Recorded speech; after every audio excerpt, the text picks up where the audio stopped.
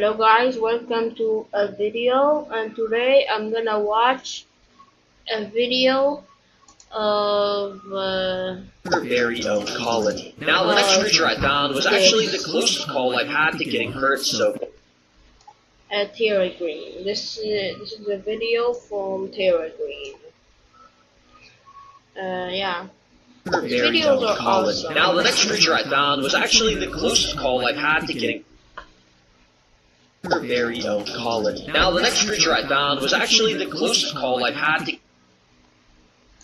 Exotic jungles are home to some of the craziest and rarest animals ever. So that's why I'm traveling to the Costa Rican jungles to flip 100 objects to find insane ant colonies, deadly creatures, and so much more. The trail I'm on in specific gets denser as you go on, so I'm going to be finding crazy animals by the end. But to my surprise, under literally my first rock flip, I found something really good. Oh, I've never found one in the wild.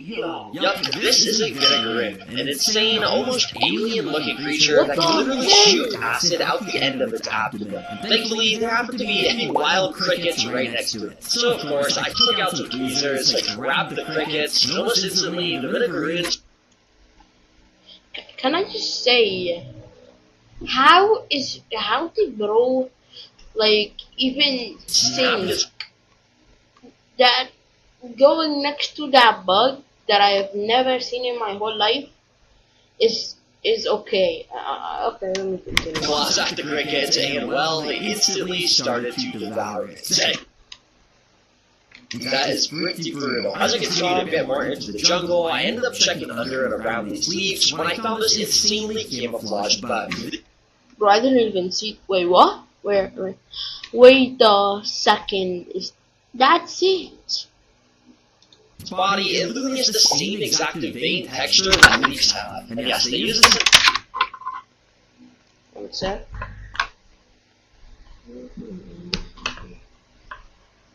But actually, it looks creepy.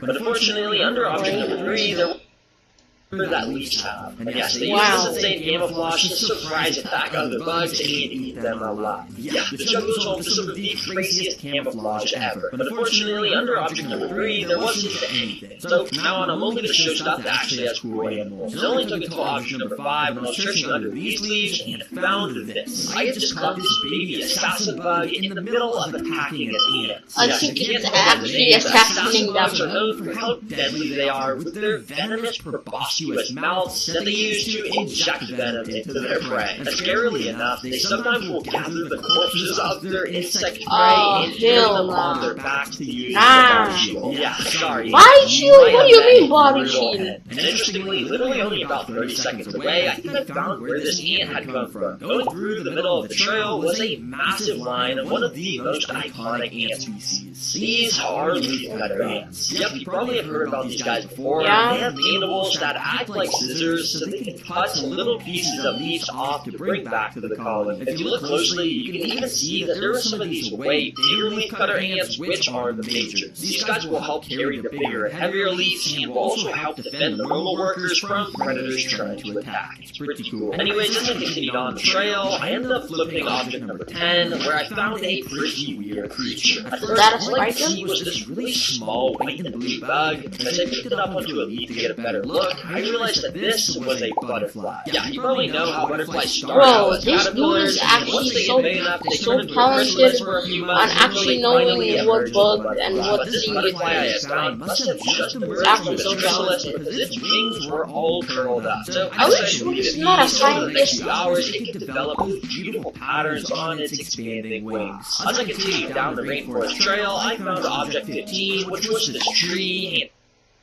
Can we just talk? What are these things that are flying that I see? Because that is not normal, I know. Wait, let me check something. Okay, let me go. Okay.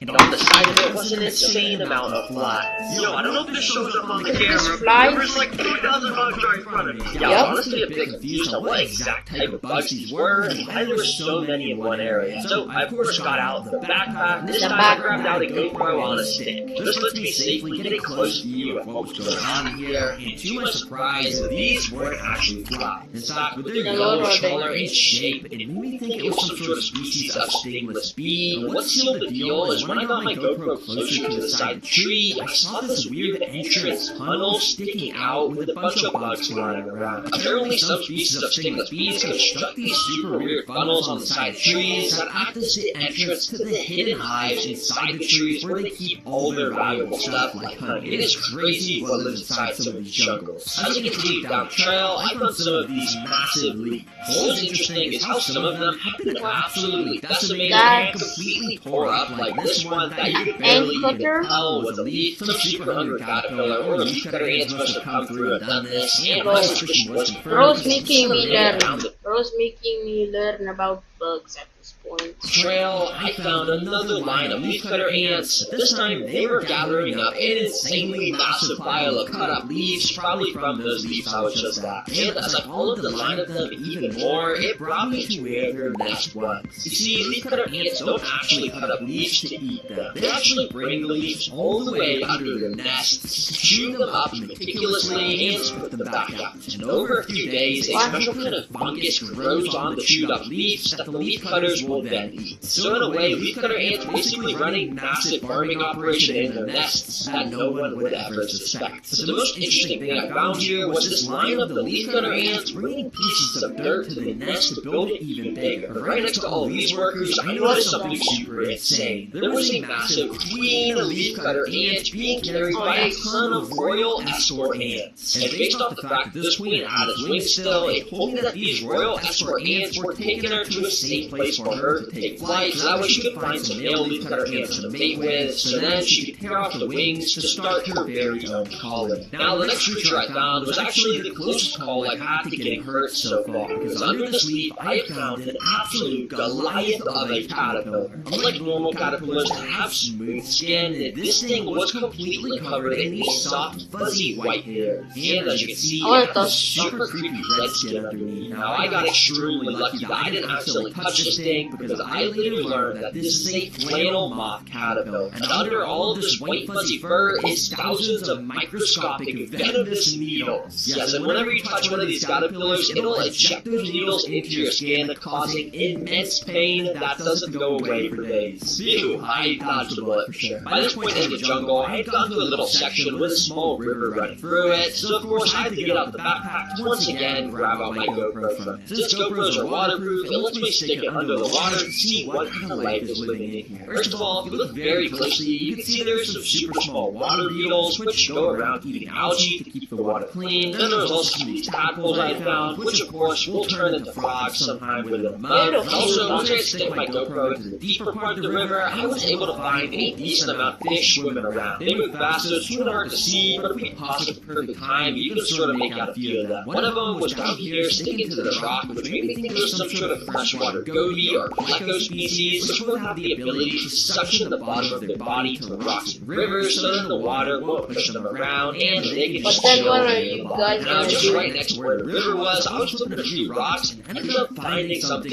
pretty gruesome. There was a straight up pile of bones from some animal. Yeah, I'm not kidding, and these must have been pretty fresh because the tendons and tissues were still connecting these bones to a bunch of feathers. This was almost certainly a Costa Rican bird, maybe something like a hawk or an escaped farm chicken, and unfortunately it was attacked by a crazy puma or some other deadly predator. Nah, there is something dangerous around here. Okay, I gotta keep my eye out. And speaking of crazy jungle creatures, well, as I was walking down this little stretch of road, I ended up finding a vulture menacingly sitting on a pole. Yeah, vultures are the scavengers of the animal kingdom and sit still to use their insane eyesight to locate animal corpses. Will then swoop down on them and absolutely decimate whatever food is left. but it's just so creepy to me how these things have completely feathered bodies, but then they just have these bald heads that they use to stick inside the rotting corpses. Very brutal once again. And continuing on the theme of brutal finds, the next thing I found was actually what I thought was a dead spider. Yeah, I found the spider that was completely limp, and if you take a close look at it, it had a thread of silk connecting it to the leaf above. This led me to believe that it must have gone into some sort of crazy fight with another creature, and unfortunately had lost. But after thinking about it for a bit longer, it actually made more sense that this was a spider molt. Yeah, you didn't know, every few months some spider species will literally crawl out of their old skin like an alien movie once they've outgrown it, and it can sometimes just look like they've left a body behind, but in reality the spider is still living happily in the forest. So hopefully we'll see some moving ones soon. Anyways, the next creature I found was actually something really funny, because I was walking along the trail and I noticed a little white and green thing moving along the floor. But quickly I realized that this was another one of those leaf cutter ants. But this dude happened to be carrying a little plant stem that was like 5 times longer than its body, and he was having a lot of trouble trying to move it since it was a lot bigger than him. It was funny because I could literally just pick up this ant by the plant stem, and I figured I should just help him out, so I moved him a bit in the direction he was headed. Alright, just wanted to move you a little closer to your target, buddy. You see, by this point, I had spent so long on the trail that the sun was starting to set, meaning it was now night. This means I'm not even gonna have to flip rocks to find stuff anymore, since all the crazy nocturnal animals are just gonna be out and about since it is night. And that was instantly proven because along the very first tree I checked, I saw this. It's a bark mantis, which of course is a praying mantis that are known for how deadly they are to other insects. But yeah, just has extra bark so it camouflage a bit better. But very interestingly, this is the perfect display of how this camouflage is needed, because right above this mantis was a yellow-headed gecko. Now, big mantises are known to take down and eat lizards. This mantis was certainly too small to do that. Right now, the only thing keeping this mantis alive from being eaten is its camouflage. Speaking of mantises, as I continued down the trail, the next cool creature I found was another mantis. But this was a much more iconic species. It's a tropical shield mantis. Bro, this is so cool how much this guy camouflages. And his back literally looks exactly like a leaf. Yeah, this is probably some of the most impressive camouflage, because while their body stands out a lot to potential predators, well, they have these massive leaf shields on their back, so that when they're turned away, you basically cannot even tell that they're there. Oh yeah, did I mention that these things have wings?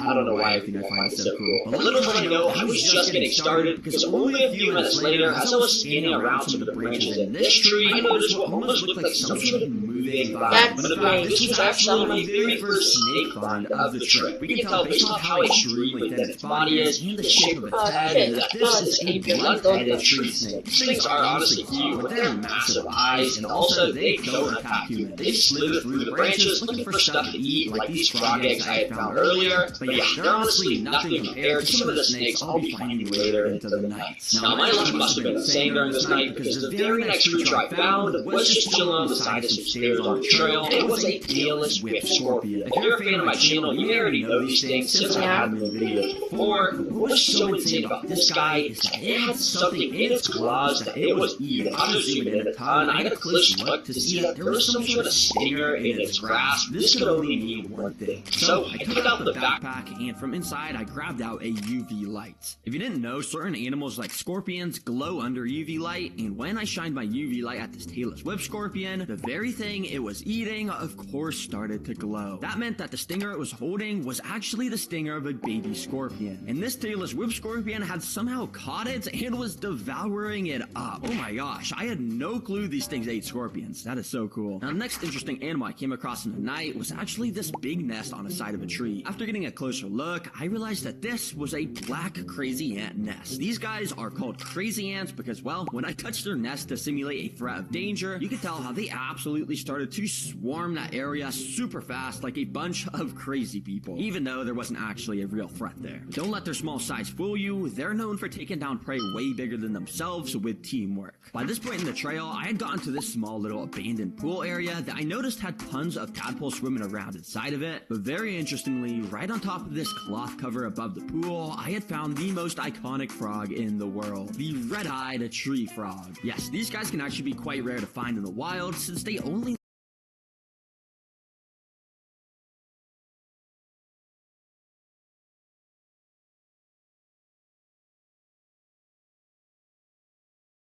lay their eggs in still bodies of water, so you won't find them nearby flowing rivers or creeks, so it sort of makes sense that we found them near this abandoned pool, and it's likely that the rest of these tadpoles in here will also turn into these amazing frogs one day. Now, the next couple finds all rapid fire. First of all, there's this little katydid bug that had caught a roach and was eating it alive. Then there's this super tiny stick insect on a leaf. That, of course, looks like a stick for camouflage. Nice. Right after, I found this way bigger stick insect of a slightly different species hanging onto a branch. You could tell this one was a winged stick insect based off its thicker body shape. And also, when I got my hand close enough, it all of a sudden flashed its bright orange wings at me like a flashbang and flew away. Dang, these things actually look like a bird when they fly away with their wings. That's pretty cool. I was seriously finding so much camouflage stuff in the jungle this night, like this thing. It may just look like an ordinary lizard at first, but it's actually a helmeted iguana. Not only do they have this sick head shape that just sort of looks like a chameleon's head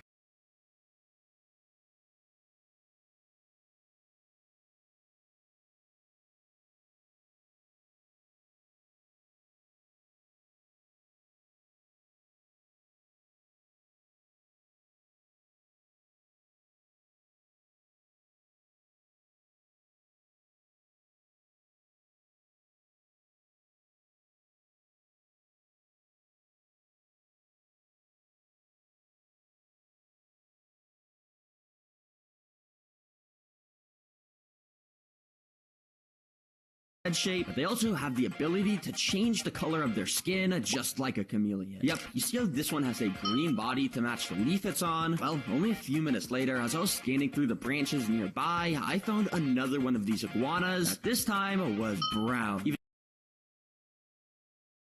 Even though it too was hanging onto a green object, so I don't know why it chose to be brown. It's kind of a bad color to choose, but anyways, still pretty cool, and yes, they actually do change your color. Now, by this point in the trail, I was dead set on finding one of the many deadly venomous snakes that Costa Rica is filled with. So I passed up literally every boring little bug or even spider that I found to keep searching. And by some stroke of luck, right at the end of the trail, I came across this small dirty pond. After looking around it, there of course was a snake. I couldn't tell what exact species it was at first though, so after putting a zoom attachment up to my camera, it let me see that this was a fer-de-lance pit viper, the most dangerous snake in all of Costa Rica. It was a good thing that this thing was on the opposite side of the pond from me, because they have these massive hollow fangs that if you're unlucky enough to get bit by, inject a potent venom into you. And yeah, this dude was just staring directly at me. This is the perfect reminder of why you gotta be so careful recording these videos. Anyways, I was pretty much at the end of the trail by this point, and the final two animals I found, thankfully, were pretty cool. Because first of all, there's this giant fishing spider floating on the water. These guys will wait for fish to swim under them and then swim under the water to attack them. It's pretty crazy. But even cooler than that was this massive sleeping basilisk lizard sitting on a branch above the water. You see, these guys have a special name in Costa Rica. They're called the Jesus Christ lizard. Because like Jesus Christ, who can walk on water, these lizards can do the same exact thing when they're in a life or death scenario. Their feet are designed in a special way to repel water, and when they move extremely fast, they can kind of just defy the laws of physics and, yeah, literally just walk in the water. But of course, since this guy was sleeping, I didn't want to disturb him, so I just left him be. Well, this was probably the most successful rock flipping video I've had, and even though most of the stuff I found wasn't even through rock flipping, hopefully still found it interesting how much insane wildlife there is. Yes, sir. Let me know, guys, where I should go next to flip rocks in the world. Also, as of today, there's super big news in regards to the channel, because as you guys may know on the merch website, I've been showing off a ton of the biggest supporters that buy the merch, but now once a month we're going to have a fan of the month, and our first fan of the month is Beatrice. Yep, Beatrice is the fan of the month because just look at her. She is completely decked out with tons of the Terra Green plushies, the activity book, a shirt, and even the trading cards. Oh my gosh, you are a super fan. Thank you so much for the support, Beatrice, and hopefully you enjoy being fan of the month. If you guys want to try and become the next fan of the month, head to TerraGreenStore.com and it should have all the instructions there of how to sign up. But yeah, seriously, thank you guys so much for watching this video, and